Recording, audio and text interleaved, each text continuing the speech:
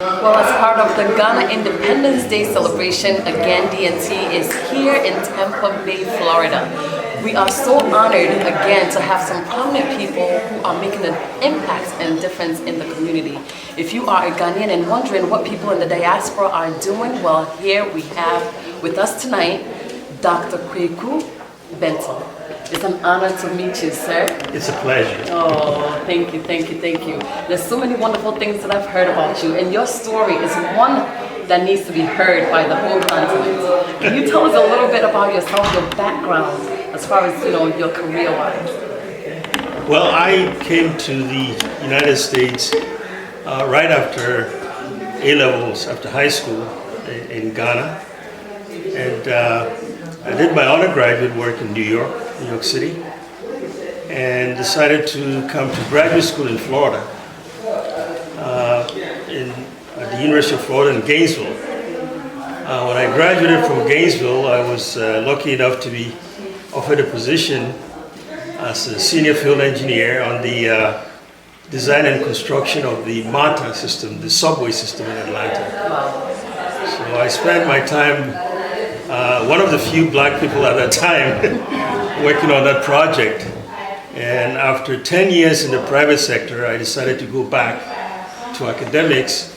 And the main reason was that I wasn't spending any time with the family. I was gone about 6 days a week. I wound up with, as a CEO of a construction engineering company that was building all over the Southeast. We built 8 states in the Southeast. Some of the projects that we built are right here in Florida. The air traffic control tower at Orlando Airport. Built that in 1982.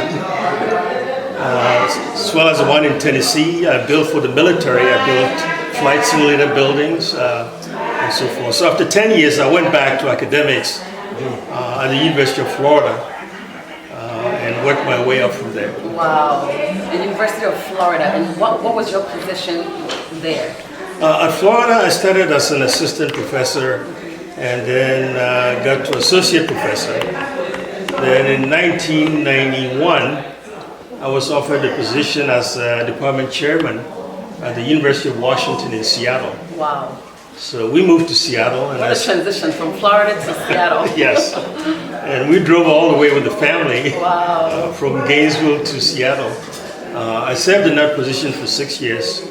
And then was offered a position as an associate vice chancellor for academic affairs at Southern University in Baton Rouge. Wow. So then we came from Seattle to Baton Rouge. I served in that position for 6 years, and then I went to Indiana State for 3 years before I was offered a position as president of the Medical Center campus in Miami. So I served in that position and then retired in Miami until I got a phone call that the governor of Botswana was looking for a founding vice chancellor. Okay, now, how does somebody in Botswana find out someone who's living, especially, a Ghanaian, living here abroad? How does your name come up? Well, it's interesting. That's a good question. I don't know. But in my previous positions, I did a lot of work in the community. I also spoke at a lot of conferences. So the government hired a search firm out of South Africa, and they invited me to apply. And so I applied, and it's a very funny story. They invited 4 of us to interviews, 1-week interviews in Botswana. It was myself, a white American lady who had previously served as the vice chancellor of the University of Botswana, a gentleman from Nigeria and a gentleman from the UK. Now, it's a very funny story because I got there and my bags didn't come. So I was wearing khaki pants, a plaid shirt and a navy jacket. And on Monday when we went to the interview, everybody was dressed up except Kweku in his khaki pants. So I explained it to the people and they understood and they said, well, they're not interested in what you wear, but what you can do. But anyway, we went through a 1-week-long interview, including psychometric testing, role-playing to put all 4 of us conference room and put us in scenarios. And we stayed in the same hotel, had dinner and drank at night and competed during the day. Wow. But anyway, I came back and I believe I was in China and I got a phone call that I've been selected as the founding vice chancellor of a brand new university, Greenfield University, 6,000 acres. The government gave me 2.1 billion US dollars to design, build, and start that university. So when I showed up, there was nobody. We had 6,000 acres, and I had to recruit everybody. Well, I oversaw the construction on the site and recruited people, started recruiting my deputy vice chancellors and deans and all that. Wow. Anyway, to make a long story short, the president of Botswana at that time was a gentleman who was an ex-military guy, and he told me, Kweku, I want to build this university in 3 years. Can you do it? And he said, if you can't do it, don't even bother to come. So every week, I had to report on progress in his office. Wow. But anyway, we got it done. In 3 years? In 3 years. Wow. The university is called the Botswana International University of Science and Technology, and it's now a full functioning university. Wow. So I retired and came back to Tampa for the second time until I got a call again to go to Nairobi as vice provost for the Aga Khan University. I don't know if you ever heard of Aga Khan University. It's owned by the Aga Khan, who is a very wealthy Muslim. He owns a lot of businesses, hotels, airlines, a lot of things, but he uses the profit from all those businesses to run a university where the tuition is free. Wow. We have everything in medicine. Wow. We had a teaching hospital with a 300-bed in Nairobi. And they had campuses in Kenya, Tanzania, Uganda, United Kingdom, and Pakistan. So I served as vice provost there for 5 years, working with them. What a legacy. What a report. You know, Ghana is definitely proud of you. The continent is proud of you. But, you know, what can we do now to impact the youth? You know, you came in from a foreign land, came to America. You've been so successful. One of the first black people to be a civil engineer to build the subway system in Atlanta, as you mentioned. What is your advice to up-and-coming, you know, the youth, basically? I know the Ghanaian Association here is very dedicated into academics when it comes to their youth. So what advice would you give to parents who are raising children in this place? Well, first of all, I had an opportunity to speak to the youth at the annual meeting last year here in Tampa. And I gave them a few words of advice, but my advice to all parents is that the youth should be encouraged to do what they want to do and fully supported.